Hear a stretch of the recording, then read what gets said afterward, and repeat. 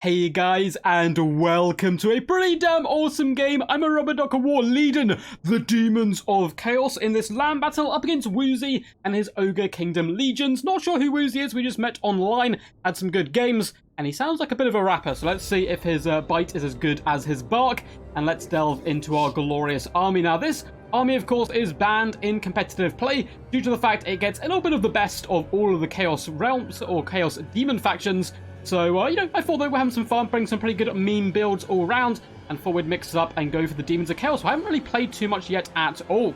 Over on this right-hand flank with a small flanking contingent, I'm very well aware of Iron Blaster and Lead Belcher pressure, so I thought I'd have some troops pushed out to the right a little bit, just to try and surround and whip around if possible. We have one unit of Nurglings over here, supported by some Demonettes of Slaanesh, as well as some Seekers of Slaanesh. Seekers of Slaanesh are so freaking cool, man. They hit so hard. Very glass cannon that can deal a bucket ton of damage. Our main battle line is going to be a mixture of the Nurgle and Slaanesh alliance here, with Plague Bearers dotted through the front line. 3 units, all of which are backed up by Demonettes of Slaanesh. The idea, of course, is the Plague Bearers take the damage and the Demonettes dish it out. Just behind them, we do have a double Exalted Pink Horrors. I believe someone did a test on these bad boys recently, and they're actually one of the best infantry units in the entire game. They do look incredibly cool. They come in with the Arcane Mirror, which is quite nice, increasing our power recharge rate when out of combat, and a bucket ton of long-range damage potential. I actually have 2 units of these bad boys in the back. Apart from that, up in the skies, we do have our glorious Lord. We are using one of the pre-made Lords, and boy oh boy does he look absolutely a beast, disgusting and beautiful all at the same time. It, of course, is none other than the Grand Vomptuous Prince of Boo-Boos, the glorious boy himself. Now, he is coming in with Miasma of Pestilence, the Curse of the Leper for that nice damage reflection and armor, as well as Fleshy Abundance just to heal himself up where possible. He can fly, he can hit pretty damn hard, and I think up against Ogres, bringing a Fire Lord is always relatively competitive, because you can use them to swoop into the back line, and there is no enemy flies to take you down. As for my opponent's build, he's gone very tiny and elite. We have Ogre Balls with dual weapons and Iron Guts making up the majority of the front line here. And over on the far flank, we have some Mournfang Cavalry looking to bring the pain to our own flanking charge. We do have some Man-Eater Ogre Pistols in the back, but more importantly, we have double Lead Belchers. These guys are going to make or break this build. Can my opponent protect them? If he can, they will wreak bloody havoc amongst my troops. But hopefully we've got enough to get into the back line and really shut them down. We do have Scrag the Slaughterer down on the ground. Look at those little Noblars doing just a fantastic job stirring the pot and making a big old nuisance of themselves. Looks like he is going to be coming in today with the Bull Gorger. We have Toothcracker as well, and the Maw and Troll Gut. So a pretty hefty toolkit there. Probably not going to be able to get through all of those spells, I don't think. We also have a Stonehorn Harpoon Launcher on the right-hand side. Stonehorns are disgustingly tanky with 110 armor, a whopping HP pool of 9,600. They are really quite tough to break down. Without further ado, let's get this glorious battle underway, and we, of course, will have to advance as quickly as possible. Now, something I really didn't consider when building my build was the Demonettes are 50 times faster than the Plague Bearers, so they're like a bomb rushing into the enemy gunfire and just leaving the Plague Bearers behind. We'll have to correct that as we do go along. And our little flank charge, I realize, probably isn't going to work. There's quite a decent number of enemy units over here, so I'm going to be flying my Lord to this right-hand side to try and help support a push on the right, break down enemy cavalry, then whip around into the flanks with the Demonettes. At least that is the current plan. We've got Demonettes moving up on the left-hand side as well. We are going to be pulling back, waiting for our Plague Bearers to get into position, as well as our glorious Exalted Pink Horrors. So the advance is well and truly on. My opponent is starting to countercharge now. Ogre Balls are moving up into position, and we are going to hit the right-hand flank pretty damn hard here. Seekers of Slaanesh catch the charge. My opponent was caught sleeping a little bit there, and that's massive. We need the charge bonus where possible. And in come the Demonettes, as well as the Nurglings. I should be pulling back the Seekers at the moment, but I really want to overwhelm the Mournfang Cavalry as quickly as possible. It looks like some Iron Guts are coming over to help support and try to stop my reign of terror. The Demonettes and Plague Bearers are making short work of Ogre Balls in the front, though the Lead Belchers are really laying on thick. Exalted Pink Horrors are having to fall back in all manner of directions. We do have Demonettes as well as Plague Bearers trying to get back in support, though, drag down the Ogre Balls and once again free up the Exalted Pink Horrors to bring pain to the enemy. On the left-hand side, Demonettes are going to be bomb rushing into the Man-Eaters. Man-Eaters may look like a ranged unit, but boy oh boy do they hit pretty damn hard in combat, so I'm looking to overrun them, but they simply smash through my ranks. And then Demonettes flying left, right, and center, and it's not going to be an easy fight for the Demonettes whatsoever, but at least we've silenced some of the guns. Both Lead Belchers are still firing, however. On the far side, you can see our forces took an absolute hammering. A Maw was used on us, and it looks like the Nurglings and Demonettes are able to beat back the Mornfang cavalry, but that is about it. One of my other units do try to push into the lead belchers. Unfortunately, they are sucked and ripped back into the warp super quickly before they can hop on top of the enemy units. Likewise, we have Exalted Deamons slash in the middle, who do come with a quite nice little nerf to the enemy. We're trying to push through onto the lead belchers, get caught up on the mighty Scrag the Slaughterer. It does allow us to pin him in place. He is charmed, and now we are laying on the fire with the Exalted Pink Horrors, launching grenade after grenade. But I decided to switch targets to all my enemies' infantry, who are trying to push through onto my glorious backline, hopefully freeing these guys up for a late game revival. Because at the moment, the band's power is against me, and it looks like the Iron Guards have been dealt with and forced back, though. Plague Bearers are continuing their march elsewhere. Plague Bearers and Demonettes in the center were able to win their engagements and now driving hard to take down the lead belchers. Demonettes a perfect counter to them, being fast, slippery, and hit like an absolute truck. In the back here, looks like some Ogre Balls were rallied and charging into the rear of the Exalted Pink Horrors, smashing through their shields and ripping some of my Pink Beauties to pieces. And if more Horrors here are going to simply turn around and start launching some grenades in. Likewise, I can pull back the Plague Bearers to try to intercept these bad boys and get them off the field as quickly as possible, freeing up the Exalted Pink Horrors once more. On the right-hand side, we were able to defeat the enemy cavalry, though it did take a bucket ton of time. Demonettes and Nurglings are going to be able to deal with the Iron Guts, at least I hope so. And the Prince of Nurgle himself going to be flying over, trying to hit the enemy where it hurts in their lead belchers. And Scrag the Slaughterer is currently preoccupied by Plague Bearers. Demonettes completely ignoring the Stonehorn. If we don't look at it, it's not there and it can't hurt us. That's their kind of logic right now, as we do dive in on the lead belchers, really just trying to finish them off as much as possible. They're a bigger threat to me, I believe, than the Stonehorn, and I think I can take down with my Lord. At least I hope so.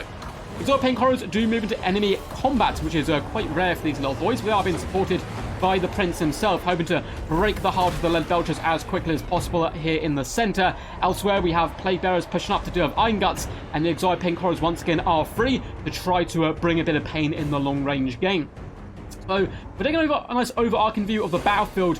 We're behind on the balance of power, but we do have certainly a few decent tools. My opponent's got a lot of reinforcements coming in the form of Iron Guts and Mornfang Cavalry. The Exalted Pink Horrors being alive is pretty huge, and we've got some rather tanky Plague Bearers.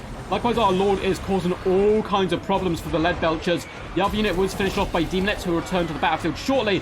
But look at our beautiful boy. He's doing so much damage, swinging that sword around, having a great time. He is very tanky, as you'd expect, being a Demon Prince of Nurgle. And he's pretty angry to be here. And the Exalted Pink Horrors are getting flung in all different directions as the Ogres desperately attempt a quick retreat.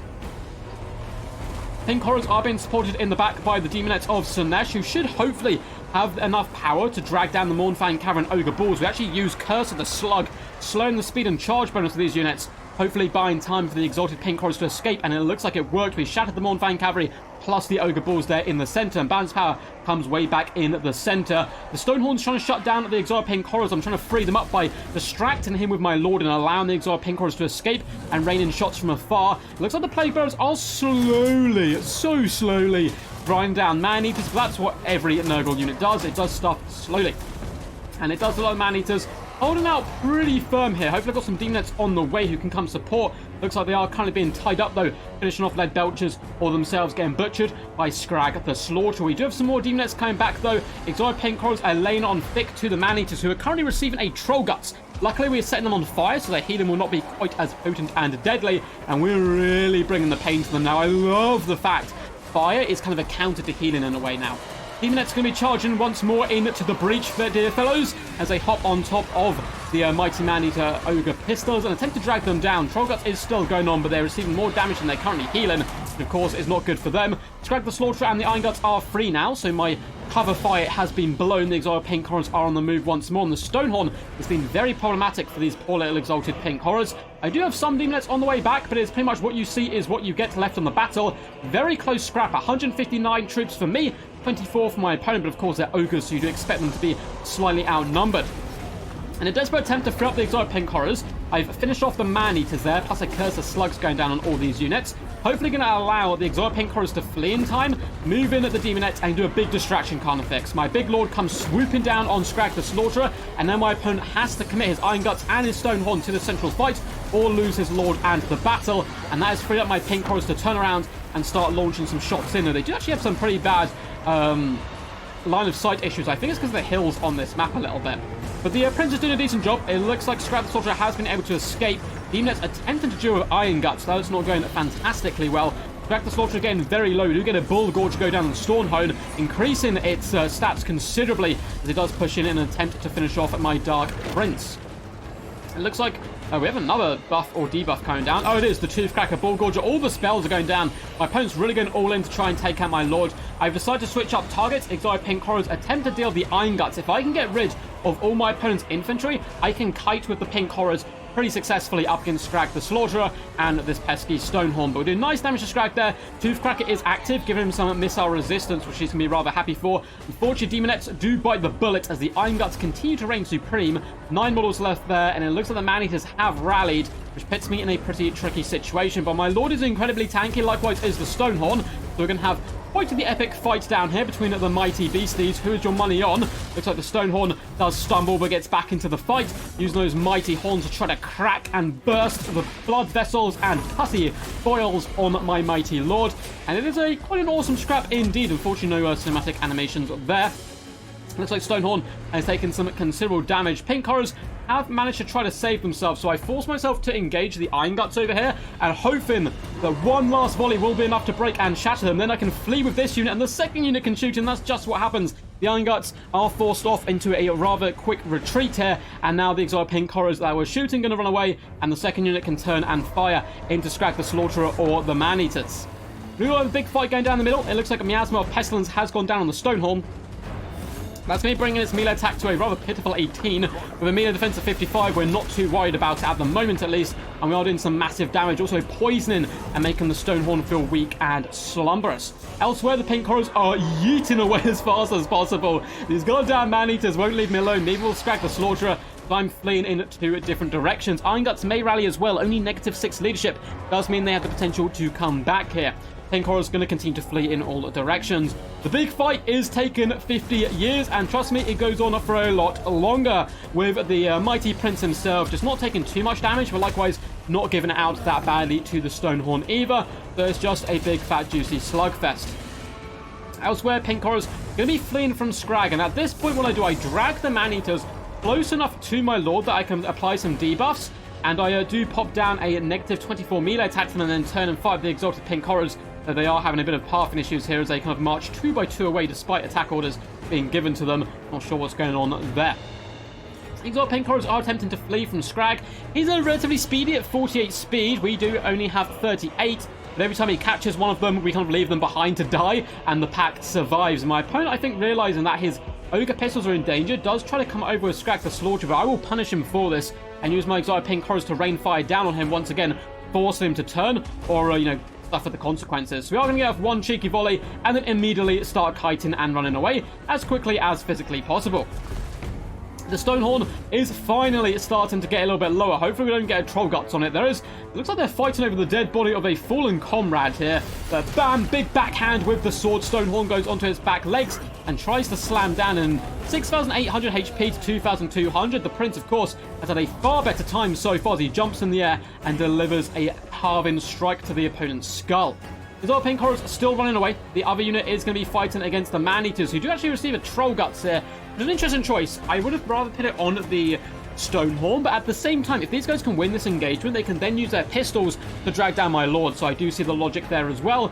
Troll Guts going down is going to give them a lovely bit of durability, as my other unit is taking massive damage. The Stonehorn, it has stood for eons, centuries it has been fighting my mighty Lord, but eventually it's feels the poison bubbling through its veins, its muscles get weak, and all he wants to do is go to sleep, and he is exhausted, he's broken, and he is routing. The Prince laughs as he gets one more slap in there, shattering the enemy, and it looks like the army is going to break as their mighty, majestic beast bellows a defiant cry and then retreats and runs away.